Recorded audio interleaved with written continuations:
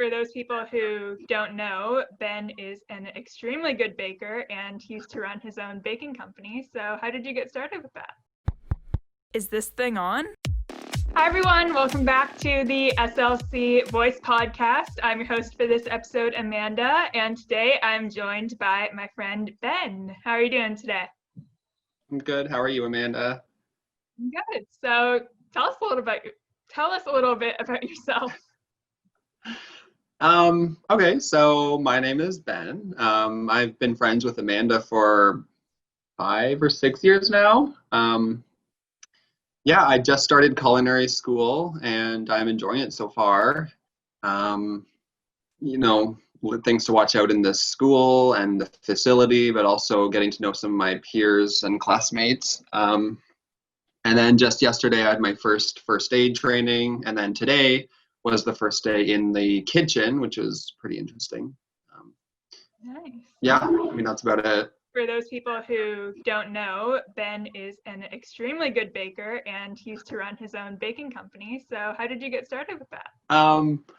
So I've been baking and cooking pretty much all my life, ever since I could read. I mean, even before I could read, actually, because I still remember going down to my mom to read the recipe, and then me trying to measure everything out and then, failing on the recipe, but, still baking. So, all my life I've been baking and not really sure what to say, but yeah. So what's your favorite thing about it? I'm more interested in learning new recipes and the technique over actually eating it per se. So I love looking up new recipes and trying them out for the first time, and I normally have to try about 5 to 6 times before I actually get it right. But no, I definitely love looking up new recipes to try out, and of course letting my family test them, but yeah. I'm sure they love that. What made you want to start a business? I've also been very business oriented ever since I was a kid. So basically, probably ever since I was about 10 or 12. I used to live on a strawberry farm, and so I would set up a little table on the side where customers would check out from picking strawberries, and I'd set up a little table there with baked goods, and I didn't do really well business wise, but I still loved doing it because I'd make a couple bucks here and there. But yeah, I've always been interested in selling things, making a couple dollars here and there. I also remember times when I was even younger, probably 6 or 7, me and my younger siblings would set up little boxes in our house and sell knickknacks from our dressers and things like that, to sell to each other for a couple cents. And I've always loved making money off of stuff, but now that I'm older, of course, I'm definitely interested in starting something real and more interesting, for sure. Nice. So what is the biggest difference between just baking for your family or a couple friends and baking for a big business or for big events? Because I know you've done a couple weddings as well. Mm-hmm. Yeah, so I had a online business kind of thing, but even before then I worked for a catering company, and we used to do a lot of events, and so I got a lot of exposure, serving directly to the customer, through weddings and corporate events and other things like that. And witnessing firsthand what it's like to be a server and serve good food to people. So one of the biggest differences between that and my family is that when I'm baking something and I give it to my family, they don't care what it looks like or anything. They just like eating it. No, I was the baker at the catering company. And so I really had to pay attention what I was putting out, and making sure it was also really good quality. So sorry, my screen just blacked out. So I mean, that's probably the biggest difference. Yeah, I think that's about it. So what were some of the biggest challenges in getting your business started, and how were you able to like figure those out? Not having any previous business experience, like I mean, like legit business experience, definitely puts a damper on some of my past business ventures that I've tried to go on. It, not being able to, probably more like the bookkeeping, accounting kind of things has definitely been an issue for me. Luckily, I have a sister who is an accountant. So, I mean, she was totally open to helping me out with that. But also having a lot of mentors on the side, and my parents and other friends who you know always backed me up, helped. But I think definitely like the organization, more business side kind of things, that I didn't have. You know, I had basic general knowledge on those things, but not like a really thorough, deep kind of knowledge on those things. You know, it's a bit of a disadvantage, but you know, I was totally willing to take the risk. One of the things that my mom told me, you know, a year or so ago is that I'm more of a visionary business kind of person, aside to the critical, you know, classic business owner per se. So basically, visionary means, you know, I have a vision and I try to get to that, get to where I'm trying to, what I'm trying to see. And when I get there, then that's what I want. But I definitely don't focus well on the behind the scenes kind of things, if that makes sense. Yeah, totally. And it's something easier to be able to have like those people who are able to help you out. Like you mentioned, your sister is an accountant, to be able to help you out with that side of things. So yeah, I'm really, really lucky to have that. And also my parents having previous business experiences also helped them steer me in the right direction, with those kind of things. And also like my other siblings and friends who are all there excited and backing me up to, you know, cheer me on along the way.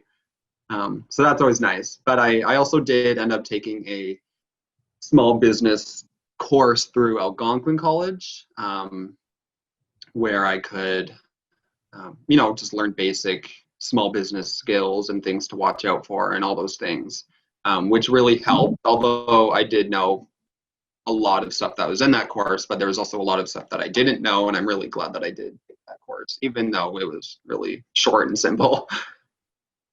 that's awesome. What are some of your favorite things to make? Like, do you have one thing that's kind of your go-to? So basically, one of my go-to things I'd say are probably my cinnamon rolls. If you've ever had them, you know what I'm talking about because they're so good. A lot of people request them from me for brunches or desserts or breakfast or whatever, and a lot of friends definitely love to have them. And I also just love baking them for myself and eating them all myself. But another thing I love baking are my macaroons, French macaroons. Yeah, I mean, it's taken me about a year to master the recipe and finally get a hold of, you know, what it takes to make them.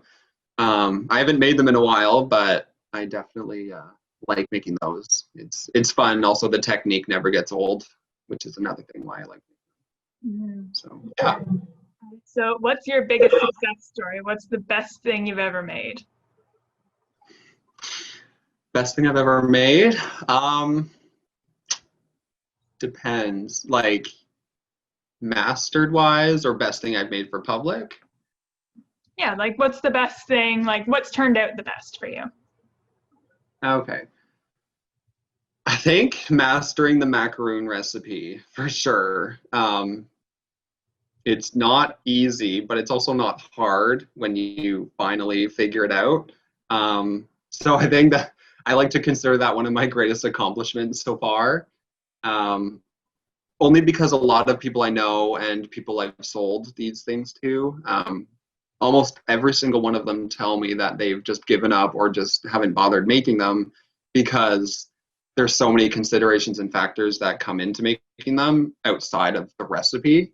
For example, like the weather outside or the temperature of your kitchen or whatever, things like that, which play a huge part in making them properly. So yeah, and also just because they taste amazing and I love eating them. But also, I think probably my cinnamon roll recipe as well. It's something that I've tweaked over the years and have kind of made it my own. And so I'm still not ever going to give away the recipe because now it's something that I can hold on to and make it special to me. But yeah, I definitely love making those two things for sure. All right. So on the flip side of that, what's the worst thing you've ever made? Like what has just turned out just so bad? Okay, I have a great story for this one. So back when I was probably about 5 or 6 is when I was into baking, no, at that time, but I still clearly didn't know what I was doing. I remember this one time where I wanted to bake cinnamon rolls because I must have had something or a cinnamon roll earlier that day or something inspired me to make them. And, being a young kid, I didn't have access to the internet or recipe books, so I just had to wing it off by heart. As a 6-year-old, it was a disaster. So I remember asking my mom if I could bake, and so she let me, and I ended up making these disgusting lumps of whole wheat dough with like just pure cinnamon like dumped all over them and honey. I don't know why I added honey. And I baked them and they were like the worst things ever. And I still get teased to this day by my family. We called them sorry sight cinnamon rolls. They literally have a name. So I mean, I'm thinking in the future I might turn that into something great, not a negative thing. But yeah, that was by far one of the worst things. More recently, I don't know if I baked anything that turned out horribly. I've had the occasional time where, actually, no, just recently, I ended up buying a bread machine. I hate those things, but I ended up buying one because I needed something to make dough. And so I decided to make a loaf of bread, right? And that completely failed. It didn't rise properly, and it turned out really disgusting. So I ended up throwing it out. But I mean, that was like 2 days ago. So still some tweaking on that machine. But yeah. Yeah, the first couple of anything never really turn out exactly what you expect to. So what advice would you give someone looking to start a business? Like even if they haven't like done any business before? If I'm hearing you correctly, like what advice would I give to someone who wants to start a business? Probably know what you're getting yourself into is the bottom line. For me, I've backtracked a little bit earlier to this year. I was really close to starting a business, like a cafe bakery, which is something that I've always wanted to do and I still want to do after I'm done culinary school. But what I didn't really realize is that it's a lifelong thing that you have to prepare yourself for, unless you decide to shut down or sell it, which no business owner wants to do, but it is what it is. But I didn't really realize that at first until my mom told me, several months ago, that it gave me this, she told me that I think she said a business is a baby, or it's like a baby where you have to start it, nurture it, and like let it grow, and you never ever can leave it until it takes off completely. And so I didn't really consider that until I think almost right before I ended up almost getting the loan. Unfortunately it didn't turn out, and COVID played a big role in that. But now that I think of it, I'm really grateful that I didn't end up starting that, because I know now that I wasn't ready to do that or start a business quite yet. So luckily I decided to go to culinary school and, spend a year just kind of trying to figure out what other options are out there, instead of jumping straight into starting a legit business.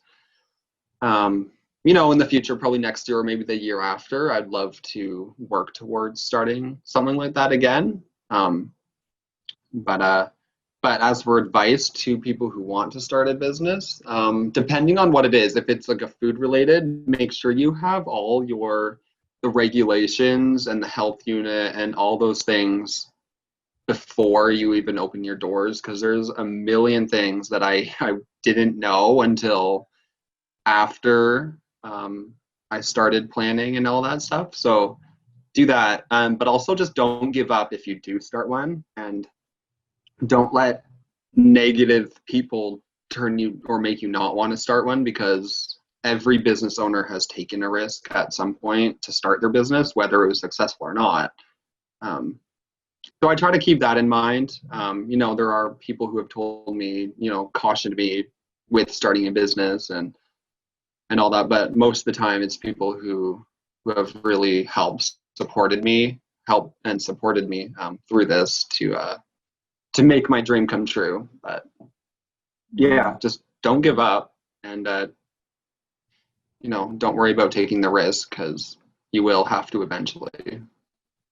Yeah, and it's always best to surround yourself with people who are supportive of you and still willing to provide that critical feedback, instead of people who are just negative about everything that you're trying to do, because you want that critical feedback, but you also don't want to be just tearing yourself down every single step of the way. Any baking tips or hacks for people who are wanting to get started in baking? If you've never baked before, don't give up after your first try if it doesn't work out. Almost every recipe that I've made in the past and will make in the future, I always do it at least 3 to 4 times before it turns out perfectly. For example, the bread machine, my first 2 loaves came out trash. They were terrible, but I'm not going to give up, because I spent money on that machine and I don't want to just waste it, right? So I definitely will keep trying until I get a good recipe to make it work. But if you have baked before but you don't really bake too much, I guess this could go for both ways. Might sound funny, but don't follow the recipe exactly as it says, only because there's so many other factors that come into that. So for example, your oven, every oven is different. And so, if it says, for example, bake this recipe at this temperature for this amount of time, every oven's different, and so it's not going to be exactly as it says, right? So you always have to play around with the recipe and make it, at least, I would say, give it 2 to 4 times before it works out right. I've had it very rarely where my first try will actually come out perfectly. But I mean, yeah, also just don't give up if it doesn't work out. I hope that helps. Yeah. Yeah. All right. So I know you're not going to give us your recipe, because this is kind of one of your specialties. And for those of you who haven't had them, his macaroons are the absolute best. I haven't had anywhere that's better, and I'm not just saying that because we're friends. So what is the secret to a perfect macaroon? Because you always see, on the Food Network, if you watch that, 3/4 of the people screw it up somehow. So what's the secret to a perfect macaroon? What's the secret to my perfect macaroon? Well, there's a lot of outside factors from the recipe that make it perfect. The biggest thing that I've had to watch out for is the temperature of the kitchen, but also the weather outside. So one of the steps in making the macaroons is that you need to let the shells dry before you bake them. And I've had it a million times where it's too humid or it's too cold or it's too hot, either in the kitchen or it's raining outside or whatever, and they don't dry out properly, and when I bake them, they completely fail. So I guess the secret to making the perfect macaroon is making sure that your kitchen is dry and not super hot or super cold. And then, you shouldn't really have any problem with that. But yeah, like the humidity levels, for example, is really crucial in making that, because they have to dry out to a certain they have to dry out for a certain period of time to achieve like a little layer on top of the shell so that they bake properly, and then you get the foot of the shell, which gives it like the distinct macaroon signature look, I guess. Yeah, that's something that a lot of people wouldn't consider, like when making that kind of stuff. You'd usually just consider like what's in the recipe, like the ingredients or the instructions. Like sometimes people don't consider like the environment that you're cooking in. So I think that's definitely really helpful.